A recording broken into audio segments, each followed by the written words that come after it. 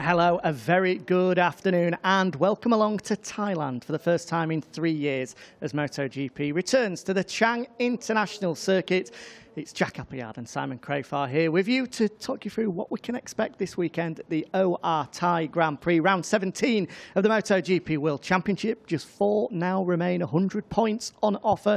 The championship took yet more swings last weekend in Japan. We'll get on to the masterful performance from Jack Miller, arguably, and I think we can safely say, the performance of his life, winning with consummate ease the Japanese Grand Prix. But it's what happened further back in the championship fight, Simon, which is where I want to start. Going into the last lap, Fabio Quartararo sitting in 8th, 1 place ahead of Pecco Bagnaia.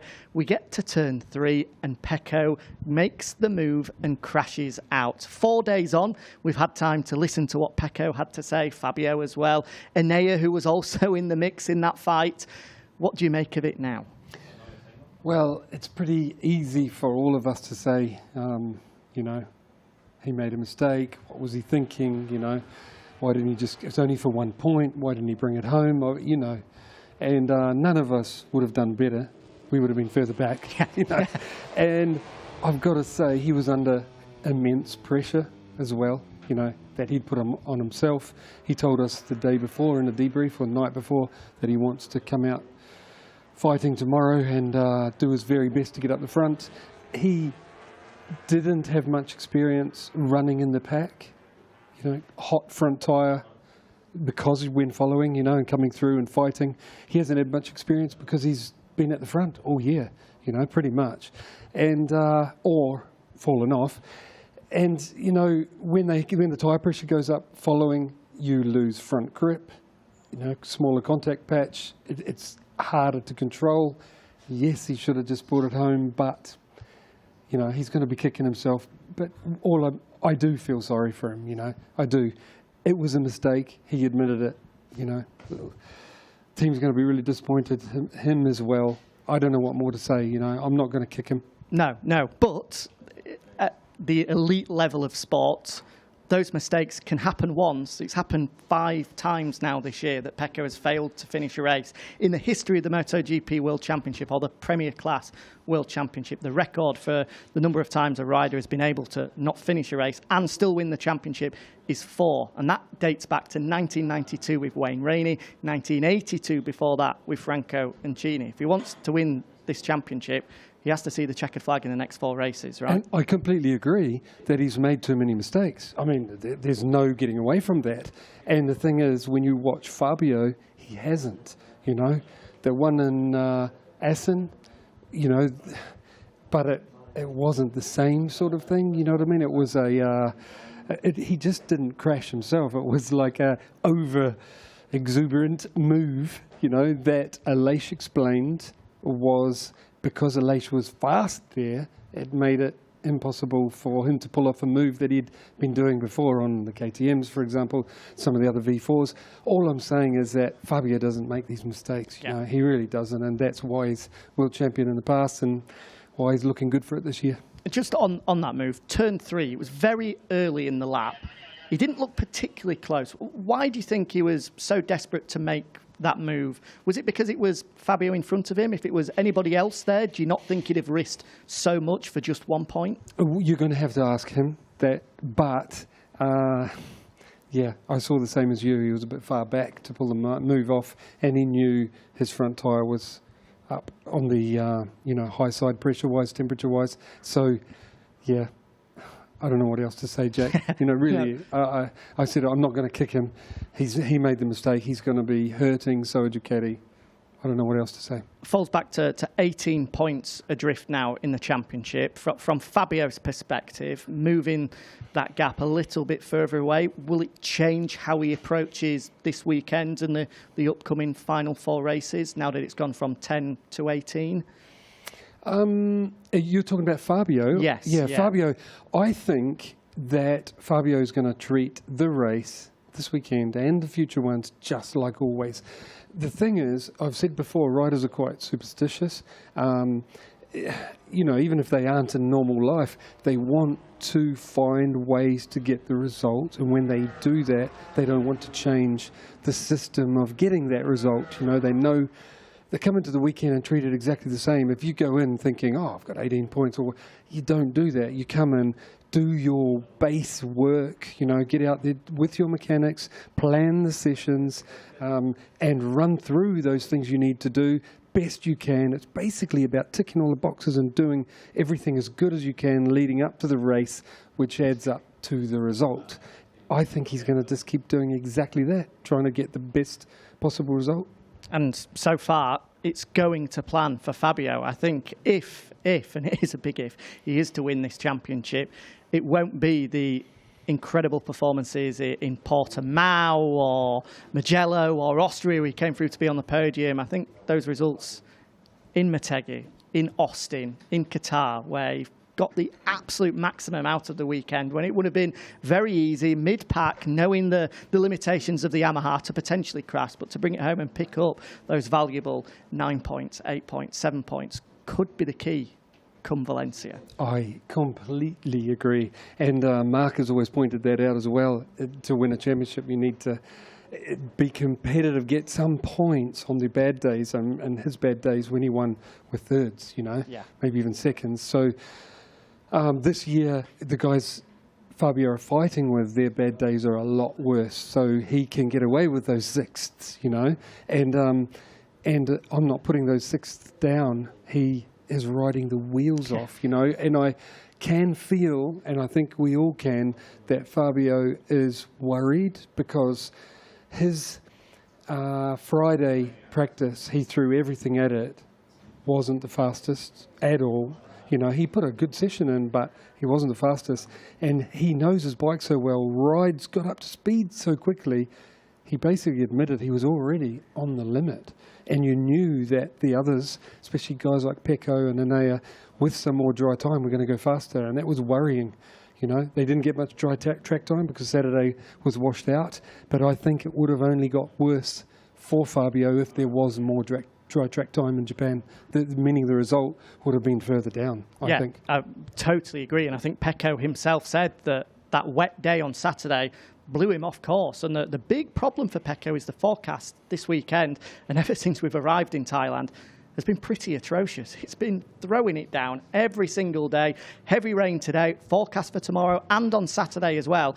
And Pecco has really failed to get any front feeling on that Ducati throughout the year so far when we've had wet conditions. Well, if you have a look at how some of the events have gone, for example, he came out and won at Misano after a really rough Friday, you know. And if he hadn't had Saturday to sort things out, he wouldn't have won Sunday, you know. So that is a weakness I see with Pecco and a couple of the others. They need more track time, you know, where some of the others, Fabio doesn't need much, and you've got to say Alex Rins, guys like that, will just come out in FP1 and be fast, you know. So I think that's a weakness they need to work on. And these are pictures taken from Buriram today. As you can see, it's been pretty wet throughout the course of the day. That's why myself and Simon aren't looking at our glamorous best, because we've been stood out in that all day. Damp. And I'd like to point out that really this weather, since we've been here, well, all yesterday and all today, is really only the sort of day you want, is good for movies, cuddled up with the wife and the dogs, watching TV, or that's about it, isn't it? It's not pleasant at the moment. No, not at all. The main thing is it doesn't get too heavy, so we can have track time and not red flags like we saw in Japan if it gets too deep. Fingers crossed. We'll have to see tomorrow. Just talking on Japan, when we're touching on the title contenders, a bad day for Pecco Bagnaia, as we said, a bad day for Aleix Espargaro and Aprilia as well. You can't help but feel incredibly sorry for the Aprilia team that are putting so much effort into this title fight. A human error, a costly human error at that, though. Now 25 points adrift. You feel like that was a big opportunity missed for Aleix, was set to start from the outside of the second row, ahead of both Fabio and Pecco as well. It was huge. What a mistake. You know, if you look at what was possible that day, meaning that was their chance to get some points over Fabio and Pecco, who had a tough day, you know, especially Pecco, but also Fabio didn't win too many. And that his elation on the warm-up lap, basically for the people that don't realise, they put an eco lap in the bike so it doesn't rev over 4,000 or 5,000 RPM, doesn't go over something like 100 kilometres an hour, very slow to save fuel. And on the grid, they remap the bike back to race, and they reloaded the eco lap by mistake. Oh, I actually feel really sorry for the guy that did that, clicked the wrong file, because the whole paddock knows. I mean, he's obviously good at his job. It was a mistake, human error, like we can do. But for the team, the engineers, you know, that are aiming at the World Championship, and Aleix, that's horrible. Yeah, tough one to take. And I'll be honest, you know, it was a perfect example of why sometimes Aleix rubs people up the wrong way. He said he could 100% won the race, which because Jack, he can't have seen Jack's result at that. If he said that, it was amazing, you know, how he rode. So, but the thing is, there was a very good chance of Aleix being on the podium. I would have put a bet on that he'd got on the podium, you know, in hindsight. So, really hurt his championship, you know. Big style, very disappointing for him. Yeah, a huge swing going in the favour of Fabio Quartararo, which he'll be hoping to capitalise on yet more this weekend in Japan. You've mentioned Jack Miller there. We need to talk about him. What a performance from the Australian. Life simply couldn't get any better for him at the moment. He's getting married in 7 days' time to the love of his life. He's just put in the performance of his life in MotoGP to win a race by over 5 seconds. I mean, what can you say about Jack and the moment that he's living at the moment? Yeah, I agree with all of that. And I've noticed for a while how happy, and pointed out on the commentary, how happy he looks, you know, and how his riding's going forward after finding, like I've said many times before, that setup in Catalunya. And then on Friday in commentary, I noticed how he was getting the bike turned and up into the drive area and firing it off the corner so well without struggling to stay on track, you know. His braking, you can see, is an amazing level. He was phenomenal there. The amount of people he went past, and with such ease as well. Completely agree. And I saw it stand out on Friday, and I was like, wow. And that's why I said to a few people that I think Jack's on for the win here. Then when we saw how fast he went at the beginning of the race with the hard tyres, he was like a level above everybody out there. And I mean, some people weren't even the same second as him, and he was mid the second faster. It was amazing show of speed. And I've said before, like I said just after the race, that it was emotional for me to see him do what I think most of the technicians and other riders in the paddock know that he is capable of, you know. And when he got that factory Ducati ride, we expected more. Sorry, Jack, but we did. And he didn't keep the ride, and we're like, and then he's going to KTM, and I thought, you know, is this the beginning of the end for Jack? And he hasn't realised his potential. And then, bang, Jack shows us what we all knew he could do. That's what I believe we saw. By the way, I've got to add, go on, in case the Aleix fans think I don't like Aleix, what I said before, I do. I get on really well with Aleix, but he winds some people up the wrong way. That's why I had to explain that. Francesco Guidotti himself said in pit lane on Friday, because post-Aragon, Aleix said, always got an opinion on everything as Aleix. And he said, Brad Binder, top 3 riders on the grid. He was phenomenal today. So I went to Francesco and said, oh, you know, that's nice to hear other riders say that about your own riders. He said, yeah, not often I agree with Aleix. In fact, very, very rarely do I agree with Aleix. But on this occasion, yes. So I think we can put the 100% I was going to win statement maybe in the statements we don't agree with. Let's just say he can't have seen how Jack rode, because once he saw that race, I think he would take that back. So anyway, we've got a KTM man on the screen alongside Marquez, Brad Binder.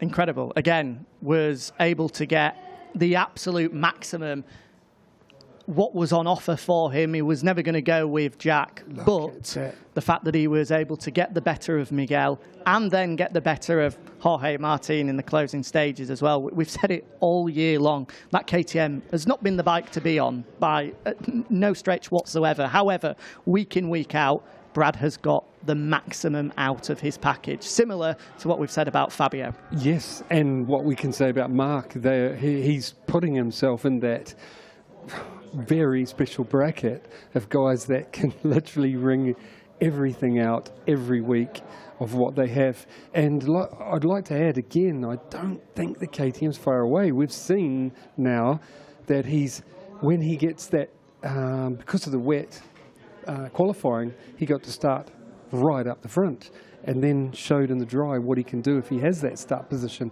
And I think it's the same with Miguel. Things didn't go as easy in the race for him, but I still think Miguel is capable of these sort of results. Brad just forces it to happen, and I really admire him. I've got to say, incredible job.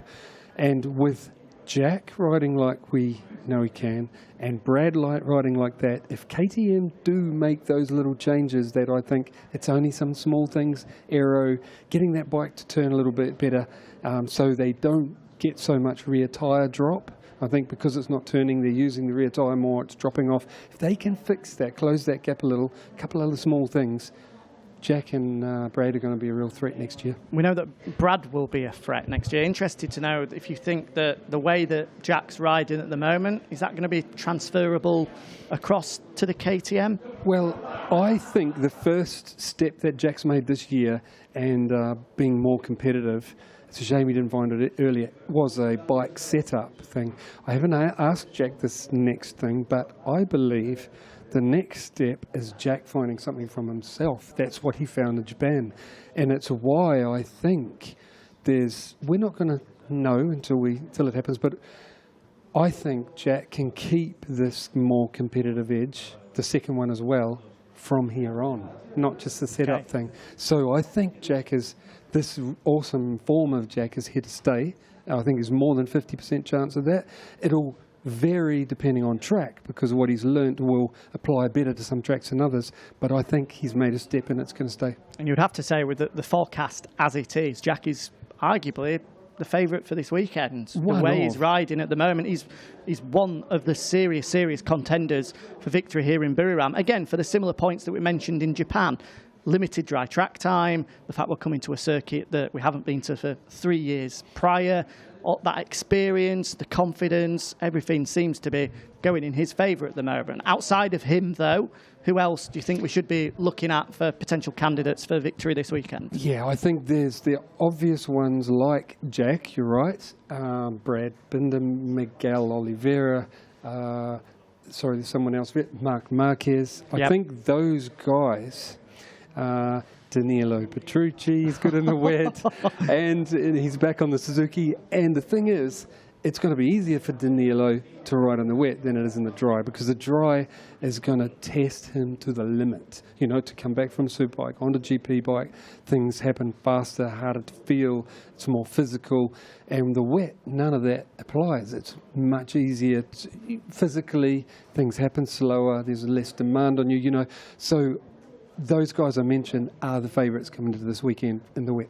We spoke with Danilo earlier, an interview you were able to catch on MotoGP.com. He then went and spoke with the press gathered here in Thailand as well, and he said, doing the Thai Grand Prix in 2019 was tough enough when I was MotoGP fit and ready. Now that I'm semi-retired and been enjoying the burgers that America have to offer for the past 12 months, I'm hoping that it's going to be wet this weekend. But if it is wet, then you can see him being right up there, at least giving it a good go. He said if it's in the dry, anything other than finishing last will be a result.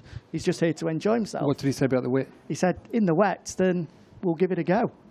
So I believe it. And I tell you what, people would be extremely pleased to see Danilo have his moment in the sunshine. I would love to see him back on the podium.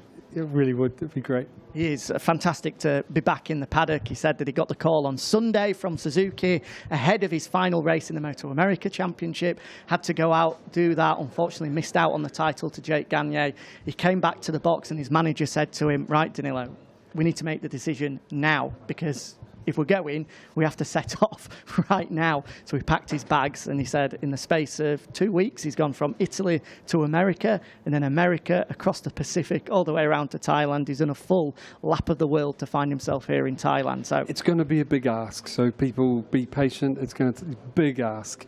But if it stays wet, Danilo's he's going to go well. Just finally, Marc Marquez, you mentioned there, a quick word on him. First pole position in 1,071 days, over 3 years. In the wet conditions, he really did show his ability on Saturday in Japan. So if we see more wet weather this weekend, he's going to be potentially a tough man to stop. Yes, I agree. Because the thing is about the wet, it's such a leveller machinery-wise, because you don't have to have the perfect setup or the perfect bike. Everyone's got the same tyres, and it is more about the rider having the feel and the confidence, in the grip level and control. So, as soon as it dries out, then the shortcomings, wherever they are, really become apparent. But in the wet, it's meaning machinery or setup, or if there's something not right with your bike or you. The thing is, in the wet, it's such a leveller. Mark showed that he's just got the feel and the confidence, and I've got no doubt, especially after what we saw last weekend, he'll be there. Certainly will. You'll get the opportunity to hear from Mark very shortly as well. 2 press conferences coming your way. Mark is the later one, alongside our Japanese Grand Prix winner, Jack Miller, and the man that finished second, Brad Binder. Ahead of that, though, our 4 title contenders, Fabio Quartararo, Pecco Bagnaia, Aleix Espargaro, and Enea Bastianini, are all speaking to Matt Burr ahead of round 17 of the MotoGP World Championship, the OR Thai Grand Prix. Enjoy the weekend. Thank you, Simon, and make sure you tune in on Sunday. It's going to be some race.